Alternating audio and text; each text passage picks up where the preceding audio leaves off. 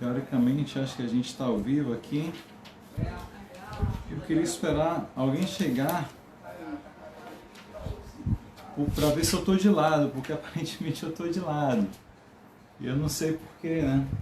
Eu coloquei o meu celular para ele acompanhar, né, a movimentação. Eu queria que eu tivesse nesse sentido, assim, né? Vou esperar alguém falar como é que tá. Bem, então, enquanto o pessoal chega aí, cantar um pouco a canção Jayarada Madhava, a gente já entrando um pouco no clima. Jayarada Madhava Kunja Vihari, Jayarada Madhava Kunja Vihari, Gopi Jana Vallabha Girivaradari, Jaya Gopi Jana Vallabha Girivaradari, Yashodanandana Rajajanarandana, Yashodanandana Rajajanarandana, Yamuna Tira Vanachari, Yamuna Tira Vanachari, Jayarada Madhava Kunja Vihari, Jayarada Madhava Kunja Vihari, Gopi Jana Vallabha Girivaradari, Jaya Gopi Jana Vallabha Girivaradari, Yashodanandana Rajajanarandana, Yashodanandana Rajajanarandana, Yamuna Tira Vanachari, Yamuna Tira Vanachari. Bom dia a todos, Hare Krishna, estou vendo que já entrou alguém. Me falem se eu estou de lado ou se eu estou assim, normal. Porque senão eu coloco em pé mesmo. Eu não sei o que aconteceu aqui com o celular. Faz tempo que eu não faço live pelo Facebook, estou meio desacostumado. No YouTube tem a opção, né, de você escolher se quer ir em pé ou deitado. Eu não lembro como que é aqui no Facebook. Então me digam se está tudo certo, por favor. Ou se eu estou de lado, daí eu ajusto aqui para não ficar esquisito para vocês, tá bom? Então, primeiramente, queria agradecer aqui o convite da ISCOM Rio de Janeiro, especialmente na pessoa do Prabhu Paravioma, né? Fez o convite aqui para eu estar me purificando junto com vocês, lendo o nosso sagrado Srimad Bhagavatam. E, bem, vou me apresentar, né, para quem não me conhece. Eu me chamo Shri Chaitanya Dasa, sou discípulo de Chandramukha Swami. Tá gelado, né? Radhika, quanto tempo, bom te ver. Sou discípulo de Chandramukha Swami e eu sou residente e faço parte da administração aqui no Centro Hare Krishna de Bhakti Yoga em São Paulo. Deixa eu ajustar aqui. Ai, meu Deus. Perdão, pessoal, estou atrapalhado aqui, hein? Acho que agora deu, né? Rolou? Digam se rolou. Acho que teoricamente sim, não tem erro. Bem, vou fechar a porta, a janela, porque para quem acompanhou, quando teve o ciclone aqui ano passado, passou bem em cima daqui e da casa ao lado, então derrubou o muro, derrubou a árvore, caiu janela, quebrou o vidro e o pessoal está refazendo o muro, tá? Então vou fechar a janela aqui para ficar menos barulho para vocês, rapidinho.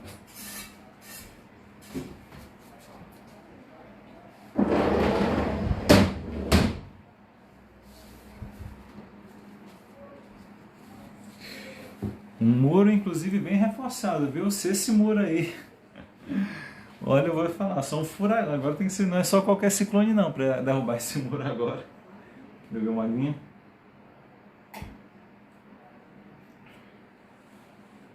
Vamos lá, pessoal. Hare Krishna, bom dia. Bom dia, Murali Manohara. Hare Krishna. Olha, a gente está aqui, né, pela ISCOM Rio, no terceiro canto, capítulo 28, verso 27 e 28. Espero que seja isso. O que está marcado aqui para mim. Capítulo 28, Instruções de Capina.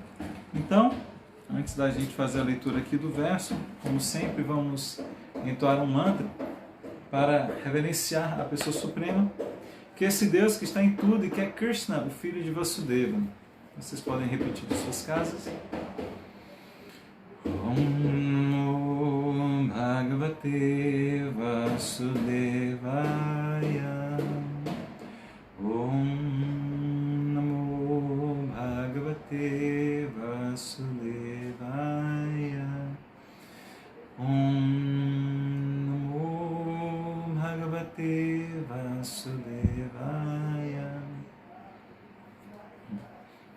Vamos lá, vamos ler primeiramente o verso em sânscrito. Então, verso 27. A gente já vê pela métrica. Pelo número de sílabas, é aquela métrica do Brahma Samhita. Para facilitar, para quando vocês forem ler, senão você vê aquele monte de... aquela linha grande, a métrica é o seguinte, então. Bahuns chamandara gire parivartanena nirnikta bahu valayana dhilokapalam sanchintaye dashashataram asahyateja shankam chatatkara saroru harajahansam. Bahum, os braços, Chare, Mandaragire, do monte Mandara, Parivartanena, pelo girar, Nirnikta, polidos, Barro, Valayam, os ornamentos dos braços, Adhiloka Palam, a fonte dos controladores do universo. Sanctintayet, deve-se meditar em Dashashataram, o disco Sudashna, com 1000 raios.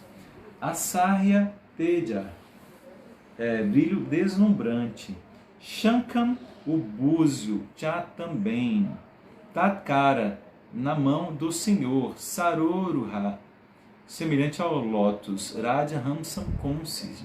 Tradução seguinte: o yogi deve em seguida meditar nos 4 braços do Senhor, que são a fonte de todos os poderes dos semideuses que controlam as diversas funções da natureza material.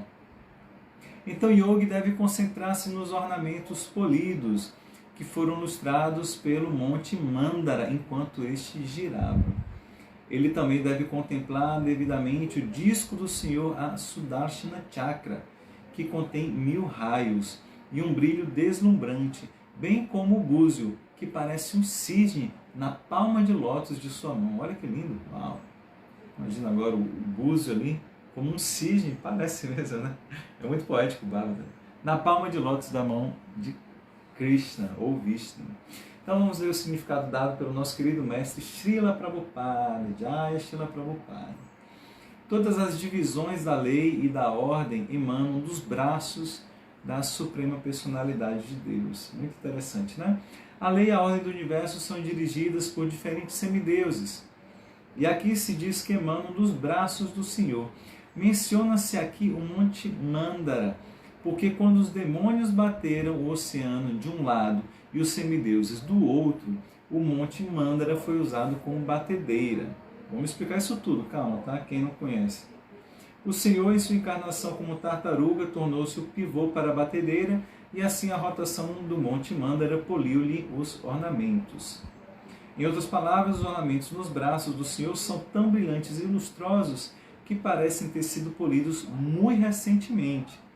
A roda na mão do Senhor, chamada Sudarshana Chakra, tem 1000 raios. O yogi é aconselhado a meditar em cada um desses raios. Olha só, ele deve meditar em todas e em cada uma das partes componentes da forma transcendental do Senhor. E a gente também vai ler o verso 28, então vamos emendar aqui no verso 28. Kaumoda kim bhagavato daitam smareta digdham marati bhatashonita kardamena malam madhuvrata varuta giropagushtam Chaitasya Chitatvam Amalam Maninyasya Kante. Kaumodaki. Perdão. A massa chamada Kaumodaki. Bhagavata, da personalidade de Deus. Daitam, muito querida. Smareta, deve se lembrar. Digdham, untada. Arati, não Arati, Arati, dos inimigos. Bhakta, soldados. Shonita Kadamena, com as manchas de sangue. Malam, a guirlanda. Madhuvrata, dos zangões. Varuta, de um enxame. Girá, com som. Upagurtam, rodeada. Chaityasya, da entidade viva. Tatvam, princípio, verdade. Amalam, pura. Manin, o colar de pérola. Asya, do Senhor. Kante, no pescoço. Ai. Tradução: o yogi deve meditar em sua massa, que se chama Kaumodaki. Ele é muito querida. Essa massa esmaga os demônios, que sempre são soldados hostis, e é untada com sangue deles. Deve também concentrar-se na bela guirlanda no pescoço do Senhor, que está sempre rodeada por zangões, com seu agradável zumbido. E deve meditar no colar de pérola no pescoço do Senhor, o qual é considerado representativo das entidades vivas puras, que estão sempre ocupadas em seu serviço. Vamos ver o significado. No yoga deve contemplar as diferentes partes do corpo transcendental do Senhor. Afirma-se aqui que se deve entender a posição constitucional das entidades vivas. Duas classes de entidades vivas são aqui mencionadas. Uma chama-se Arati. Elas são aversas ao entendimento dos passatempos da Suprema Personalidade de Deus. Olha só. Então, quem não faz Arati é um Arati. É de Araki, né? Para elas, o Senhor aparece com sua mão vibrando a terrível massa dos demônios, das asuras, a qual sempre está untada com as manchas de sangue de sua matança de demônios. Os demônios também são filhos da Suprema Personalidade de Deus. Como se afirma no Bhagavad Gita, todas as diferentes espécies de entidade viva são filhos da Suprema Personalidade de Deus. Contudo, há duas classes de entidades vivas que agem de duas maneiras diferentes. Olha só. O Senhor Supremo mantém em seu pescoço aquelas entidades vivas que são puras. Assim como alguém protege as joias e pérolas no peito e no pescoço do seu corpo. Estão protegidas, né? As entidades vivas em estado de consciência de Krishna pura são simbolizadas pelas pérolas em seu pescoço. Mas os que são demônios e hostis aos passatempos da Suprema Personalidade de Deus são punidos por sua massa, que sempre está untada com o sangue dessas entidades vivas caídas. A massa do Senhor é muito querida porque ele usa esse instrumento para esmagar os corpos dos demônios e misturar o sangue deles. Assim como a lama é uma mistura de água e terra, da mesma forma os corpos terrenos dos inimigos do Senhor, ou seja, os ateístas, são esmagados pela massa do Senhor, que se enlameia com o sangue desses demônios. Srila Prabhupada aqui, Jai. Calma, pessoal, calma. Muita calma nessa hora, a gente vai explicar tudo certinho aqui. Então, antes da gente comentar aqui os versos, né, significados de Prabhupada, vamos pedir as bênçãos e oferecer nossas reverências a todos os devotos Vaishnavas.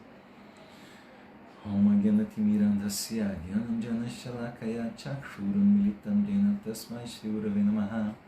Os meus olhos estavam cegos pela escuridão da ignorância, mas com o bálsamo do conhecimento, meu mestre espiritual está abrindo os meus olhos e a ele eu presto minhas humildes reverências.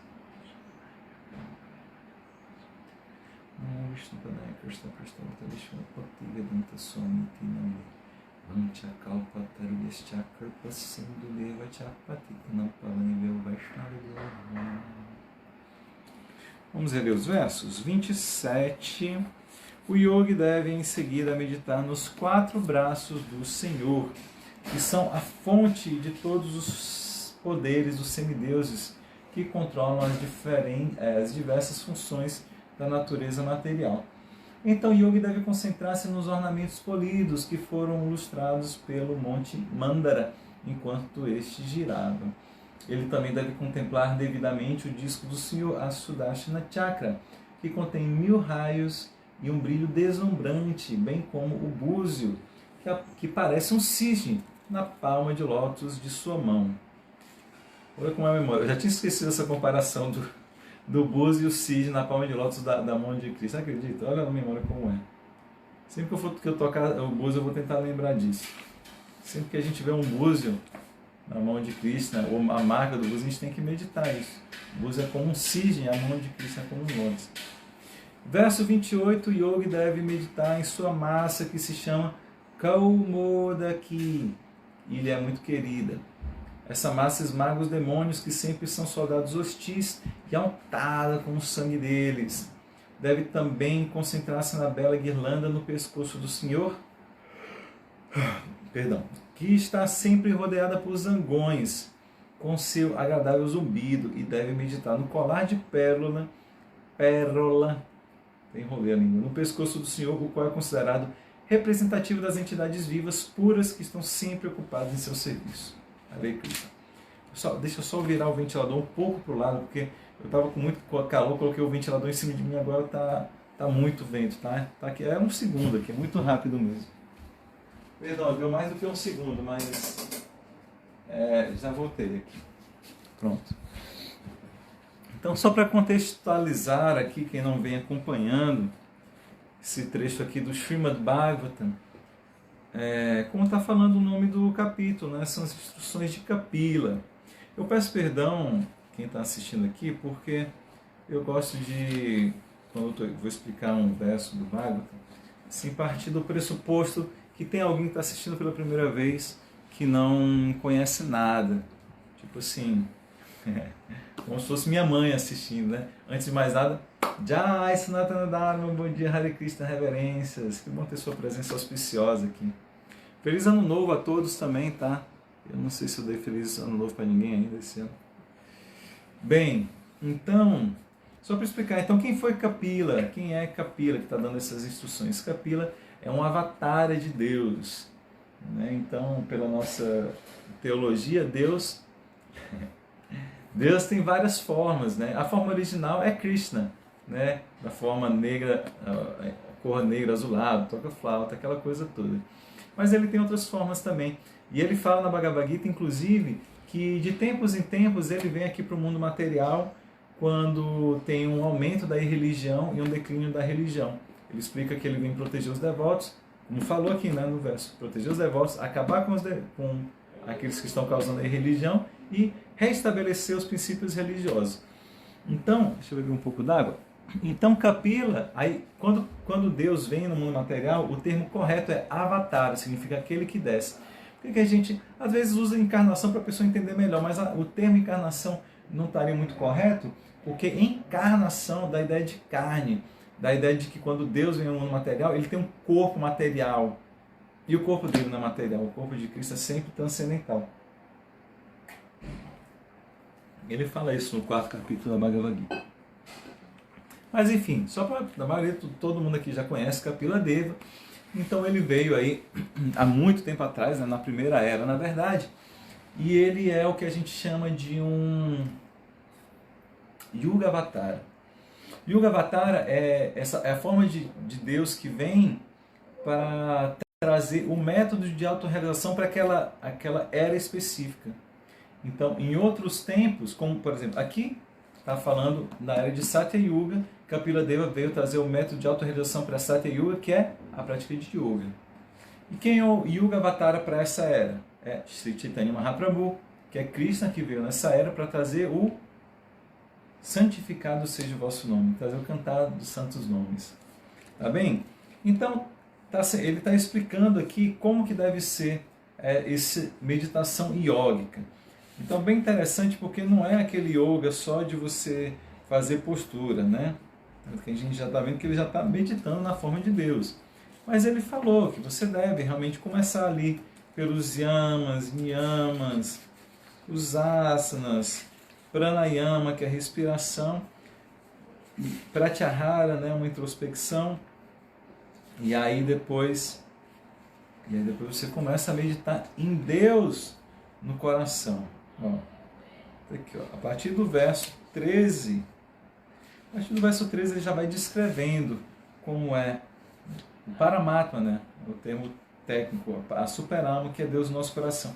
Então ele vem descrevendo com muitos detalhes para que a gente possa se absorver mesmo na imagem de Deus, de Krishna. Então ele vai falando dos pés, do adorno dos pés. Então ele vai, a gente já está aqui nessa região aqui, né? Peito, braços. Então o que ele fala? O yogi deve em seguida, ó, vamos ver o que ele falou antes dos braços. Ó, o verso anterior, ele falava, né, do peito, que é a morada da deusa Lakshmi. Aí depois falou do pescoço, a joia Kaustuba, né? Então ele está expandindo. Então o verso de hoje ele fala aqui. O yogi deve em seguida meditar. Deixa só. Eu tenho que sempre que lembrar que pode ser que alguém não saiba, né? Então a etiqueta, né, a forma correta de se meditar em Deus é de baixo para cima, né? Para trazer uma questão de humildade, né? Quem somos nós para já olhar a Deus face a face, né? Então a gente deve começar, mesmo meditando mentalmente, ou uma imagem, ou a deidade, a gente começar a ver, vendo os pés de lótus. Aí você vai, medita nos pés de lótus, medita nos devotos que estão abrigados aos pés de lótus, observa bem se está decorado os pés, se tem tornozelo, tornozeleira, tudo mais, vai meditando ali. Aí lembra que o pé de lótus de Krishna furou no passatempo de um Vamanadeva, né, e caiu a água do Ganges. Tem várias meditações aqui, foi descrito já. Aí você vai subindo pelas pernas, pelas coxas, aí vê o dote, aí vê ali, aí depois o abdômen, faz assim, de baixo para cima.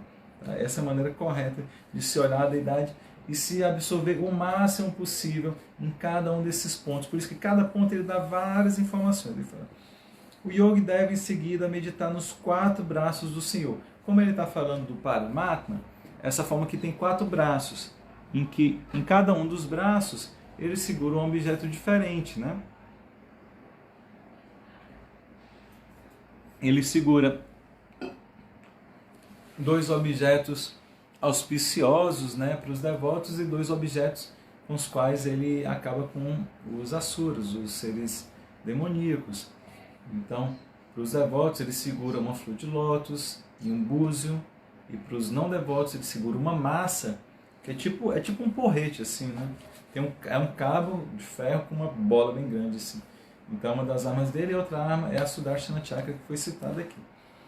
Então, o yogi deve meditar nos 4 braços do Senhor.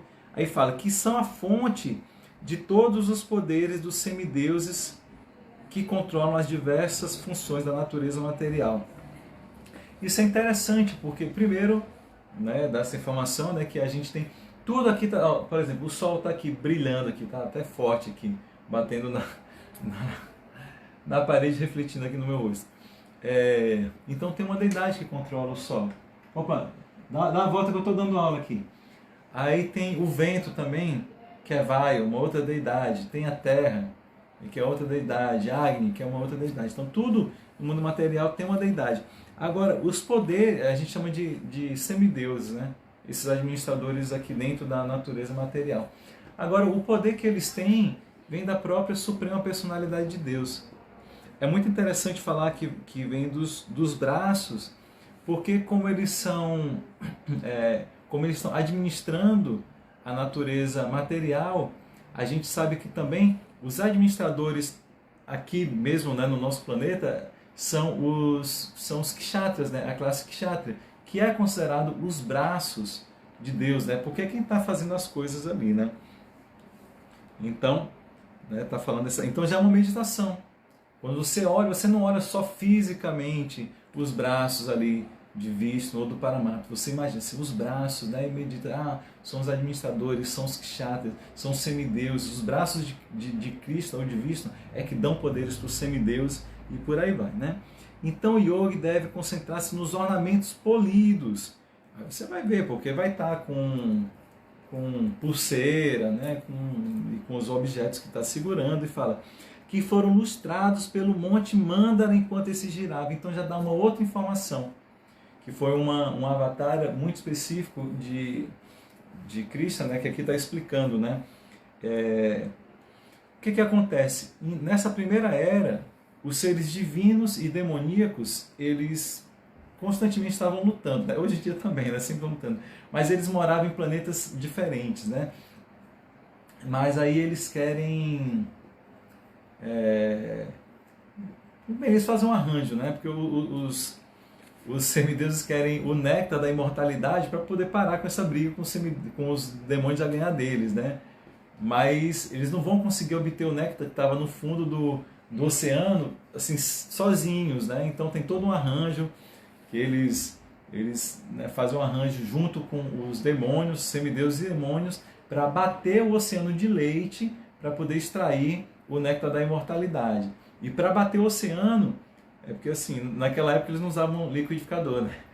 Eles usavam assim, que nem... Nunca vi fazendo isso, eu não sei se na Índia ainda usam. Para bater manteiga, eles colocam um recipiente com o leite, né, para transformar em manteiga, iogurte, aí colocam uma vareta e fica com uma corda assim, virando para um lado e para o outro, que fica como fosse, fica girando ali, né? Então, para fazer isso, pegaram um Monte Mandara, né? Porque imagina, para bater o oceano tinha que ser um negócio muito grande.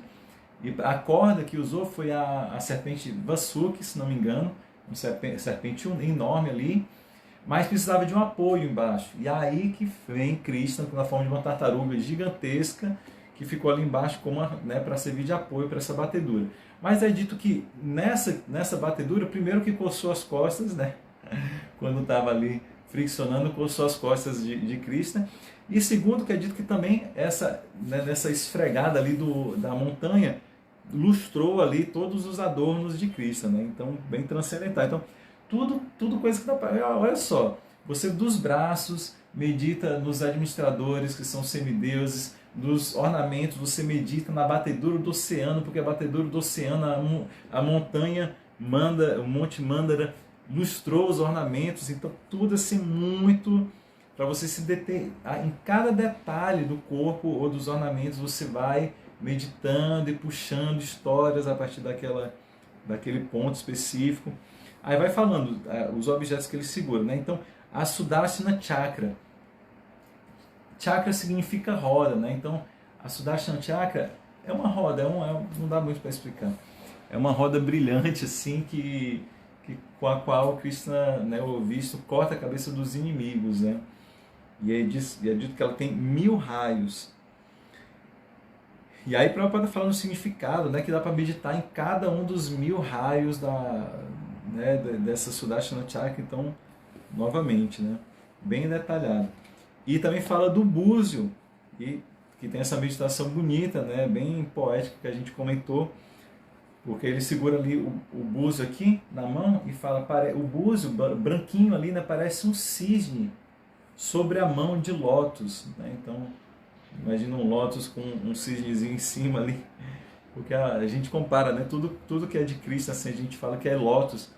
O lótus tem esse símbolo da pureza, porque o lótus ele nasce numa água lamacenta, mas ele não se contamina, ele fica assim, ele não é tocado, ele não toca a água, ele fica acima da água, né? Mais ou menos que nem a Vitória Régia, né? Ele fica assim acima, ele se fecha e abre, ele fica sempre acima da água. Então, como Cristo é totalmente puro, a gente sempre fala as mãos de lótus, o rosto de lótus, os pés de lótus, né? Então, várias meditações aqui, a gente viu no verso 27, né? No verso 28 ele continua.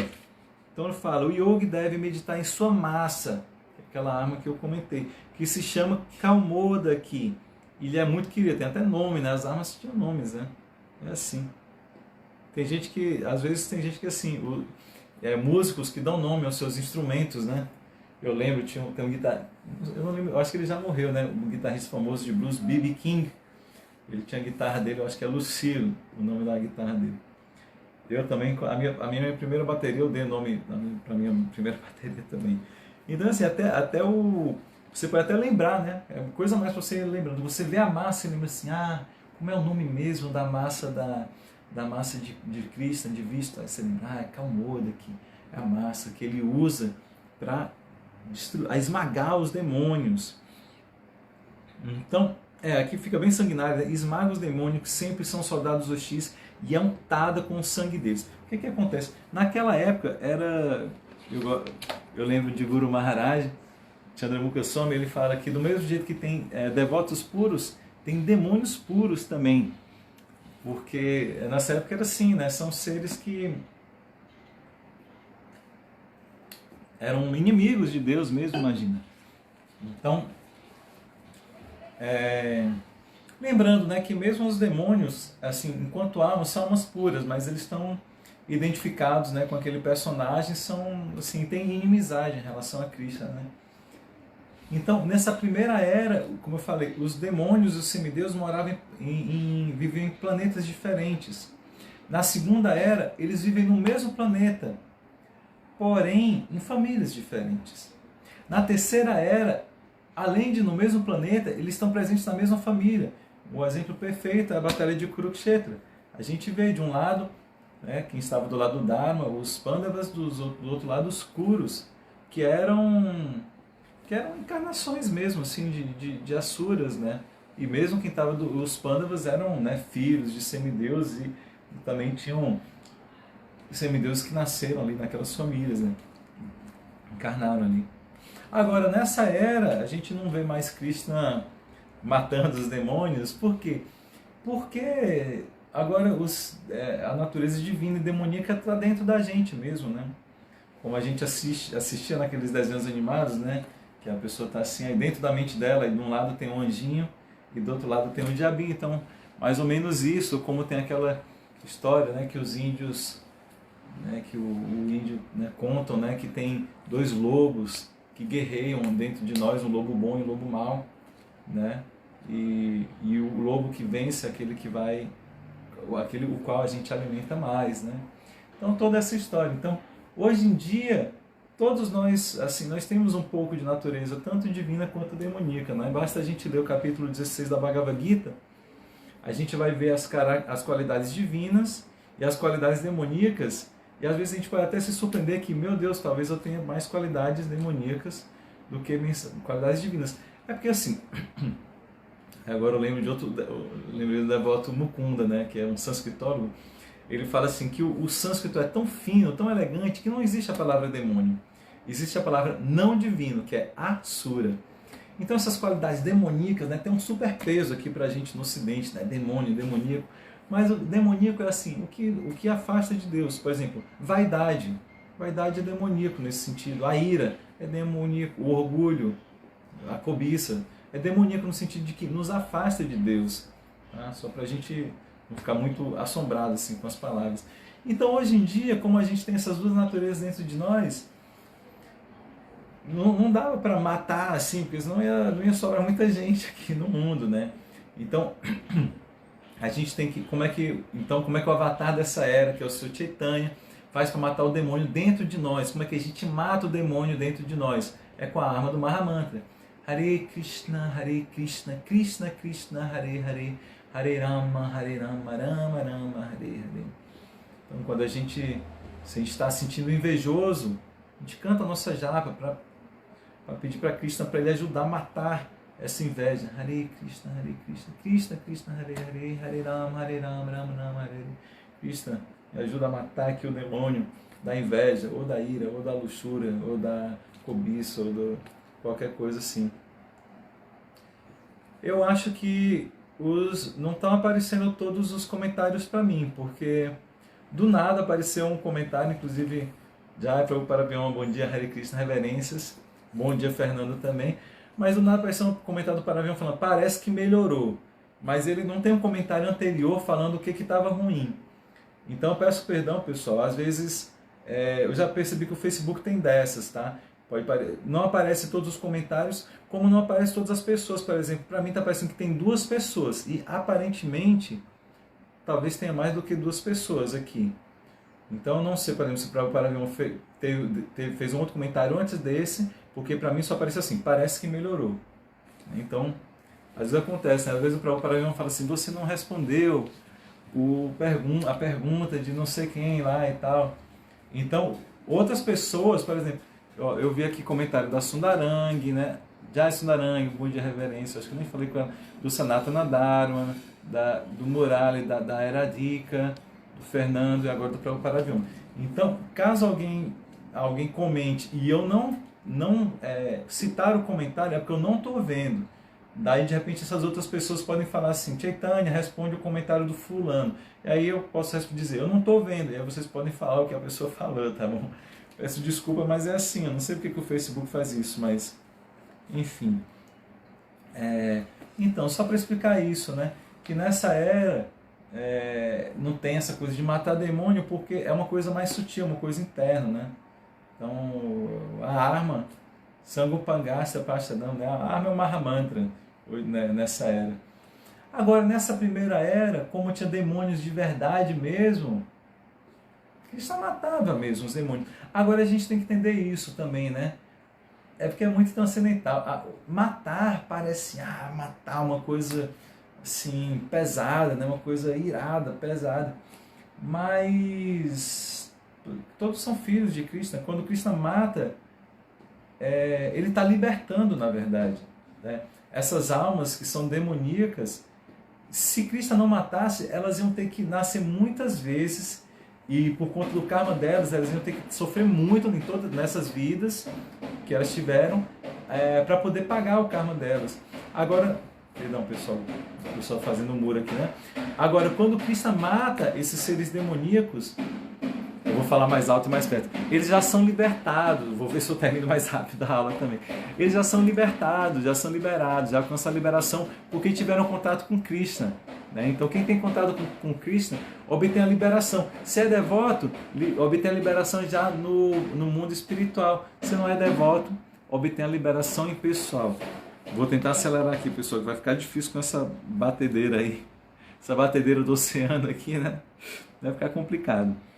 Então é isso. Então, e apesar de ter sangue e tudo, mas não é assim que Krishna é malvado com os demônios. Não, ele dá liberação para eles. A melhor coisa que pode acontecer com um demônio é ser morto por Krishna, tá? Deve-se também, então, mais uma meditação quando a gente vê a massa que ele usa para matar os demônios. Depois, a bela guirlanda no pescoço do Senhor. Então, sempre as deidades estão com guirlandas. Com exceção de quando elas acordam, porque elas estão de pijama, né? Ou aqui a gente não tem exatamente pijama, mas a gente decora mais simples, né? Para ter essa meditação de que elas acordaram e depois elas vão ser vestidas com guirlanda e tudo. E aí a gente pode meditar a guirlanda e ver quais são as flores, quais são as cores. Não está atrapalhando? Que bom. As flores, quais são as cores da guirlanda, quais são, né? E ficar meditando assim na forma da guirlanda. E fala também que essa guirlanda está sempre rodeada por zangões, com seu agradável zumbido. Então, mais uma meditação, essa guirlanda tão bela, no mundo espiritual, que estão usando essa guirlanda e deve atrair os abelhões, os zangões, né? E com aquele zumbido, que eu acho que o zumbido dos abelhões e dos zangões são eles cantando japa, né? Eu estou lembrando agora uma devota, eu acho que é a Amado, lá do Rio, se não me engano. Ela falava que ela ficava cantando assim, cantando japa, né, pela casa, e acho que a diarista falava assim: você parece uma abelha, né? Porque os devotos, quando entoam japa, é baixinho, e às vezes a gente só ouve a inflexão, né?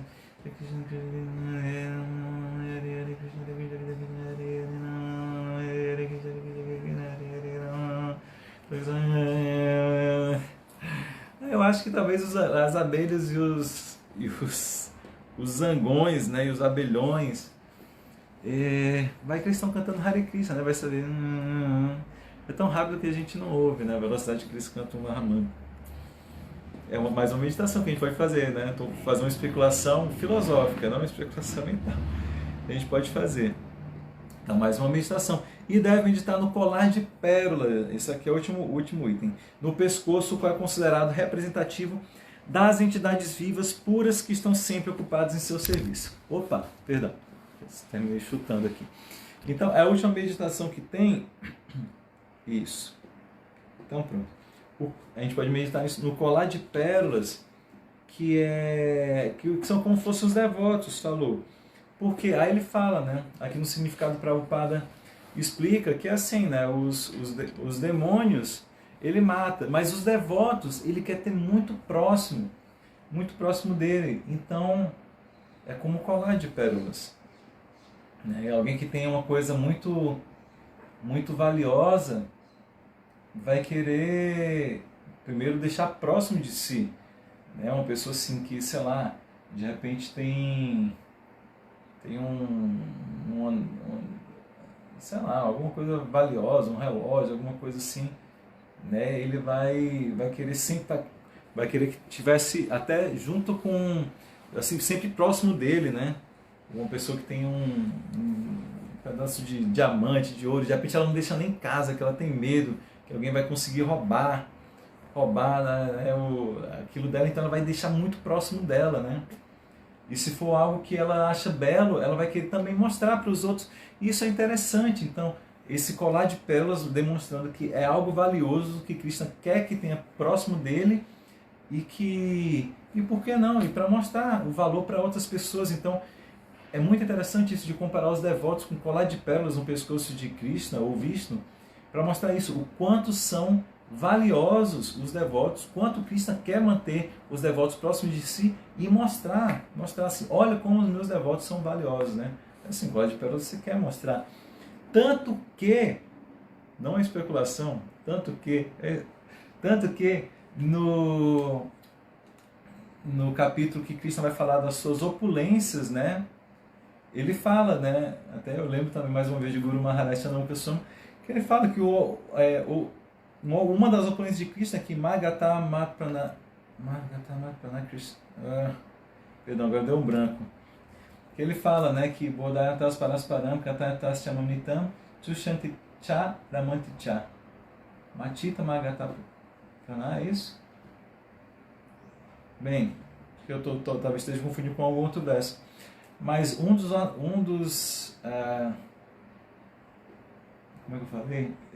Já deu branco das opulências de Krishna, é que os devotos de Krishna estão sempre com a mente fixa nele, com a vida dedicada a ele, estão sempre iluminando uns aos outros, conversando sobre Krishna, e assim eles obtêm muita satisfação e bem-aventurança. Então, os devotos estarem juntos, unidos, é uma opulência de Krishna, né? Então, é muito legal olha só isso aí, né? Essa meditação que a gente pode fazer quando a gente olha para a deidade e vê o colar da deidade, e a gente meditar nos devotos, e como os devotos são queridos para Krishna, que ele os mantém no peito, né? E que ele quer mostrar para todos, né? Não quer esconder que o devoto é querido, não é querido, que ele mantém dentro de casa escondido, não, ele quer mostrar para todos que os devotos são queridos. E ainda tem aquele verso que Krishna fala que todos, né? Que tudo repousa em mim como pérolas no cordão, né? Então é isso, assim, então, os devotos são todos, e sobretudo os devotos, né, que estão juntos em Sankirtan, né, fazendo serviço, estão todos unidos, como um colar de pérolas que ficam unidos, embelezando, né, o peito de Krishna, porque lembrando também que unidos em serviço, e o serviço representa Radharani, e Radharani não deixa de ser Lakshmi, que também mora ali na marca Srivatsa, no peito de Krishna ou Vishnu, assim, então são muitas meditações, tudo se interliga, e é isso que Kapila Deva está trazendo, né? Ele traz o yoga, o primeiro método, né, o método de auto-realização primeiro era yoga, mas não é yoga só de fazer postura.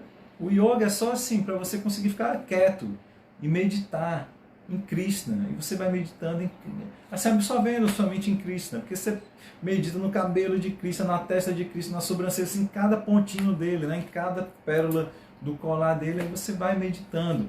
Porque, como o Rupa Goswami falou, só tem duas regras. Sempre lembrar de Krishna e nunca esquecer dele. Isso é o mais importante. Ou não, tem outras regras, mas a função de todas as outras regras é que nós sempre lembremos de Krishna e nunca esquecemos dele. Isso é o mais importante. Vou finalizar por aqui, tá? Para dar tempo de eu ler alguns comentários que tem e para dar tempo de chegar a outros comentários que porventura vocês façam. Tá? Porque às vezes eu pergunto, espero um tempo, ninguém tem dúvida, depois que eu terminar a live, sei lá o que, eu tenho alguma pergunta que não dá tempo de eu ver. Tá? Então deixa eu ver aqui, o Sanatana Dharma falou que não está atrapalhando, que bom, e também parou depois, né? E o Prabhupada Vyoma falou que as batidas estão até agradáveis, parece uma percussão, acompanhando sua aula. já que você é um percussionista. Jai Prabhupada Vyoma. Vou estar inspirado, falando de maneira muito poética aqui também. Talvez inspirado pelo Bhagavatam, né? E Murali Manohara falou, tudo que Deus faz é bom, com certeza. Morrer nas mãos de Deus também é uma bênção, é assim mesmo. Jai Murali, obrigado aí pelo comentário. Com certeza. É que a gente não entende, né? Assim, é mais ou menos como, se a gente for ver o humor de Bhishmadeva com Krishna, é assim, né? Quem que pode entender isso? Né? Ele recebendo, sim, né? Vendo Krishna vindo atacá-lo com a roda da quadriga, e ele assim, em êxtase, como fosse assim, receber um abraço da amante, né? E Krishna recebendo, né? Krishna era apenas o quadrigário na batalha de Kurukshetra, mas pô, o quadrigário está ali na frente de Arjuna, ele levava flechas, né? E Bhishmadeva vendo assim, e achava muito belo, né? Krishna flechado, e o sangue, com o suor e a poeira escorrendo no corpo de Krishna, assim, é uma coisa transcendental, não dá pra gente entender. Era como amantes, assim, para até dar um exemplo, assim, às vezes os amantes tem mordidas de amor, né? Tem essa coisa assim, né? Tapinhas de amor, sei lá, o que cada um faz aí na sua intimidade, mas tem as mordidas de amor, né? Um amante com a amante, assim, quando se mordem, sei lá o que, é uma mordida assim, de êxtase, né? Amorosa, né? Fala também, eu tô lembrando também quando está descrevendo esse humor, né? De luta, assim, né? Entre Bhishmadeva e Krishna, que também Krishna recebia as flechas e para ele eram como flores. É como se estivesse recebendo um banho de flores, um pushpabhisheka, um pushpanjali ali. Então é muito transcendental, né? Mas só para dizer que pra gente, quando a gente vê assim, a guerra, Krishna mata os inimigos, mesmo que da parte dos inimigos, eles não tenham essa visão para Krishna, Krishna quando mata, ele está tendo a visão de que ele está libertando aquela alma, entende?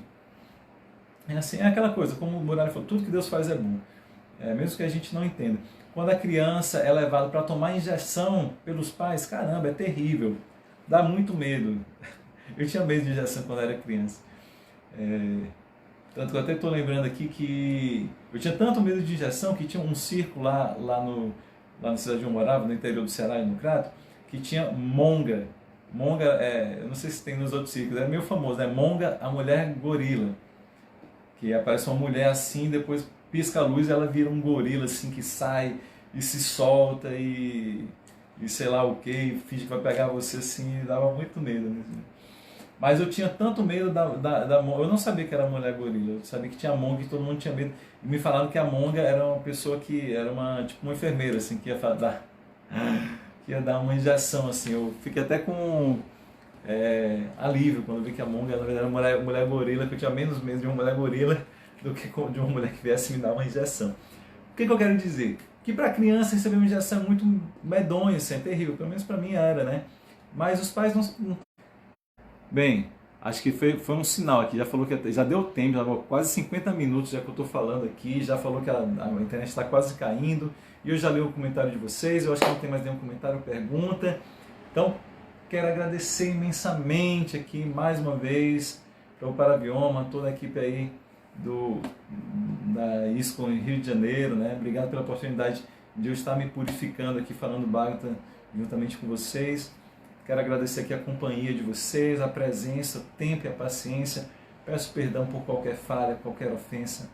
Todas as glórias são aos devotos reunidos. Hare Krishna. Todas as glórias ao nosso querido mestre Srila Prabhupada. Jai Srila Prabhupada. Uma ótima quinta-feira a todos. Hare Krishna.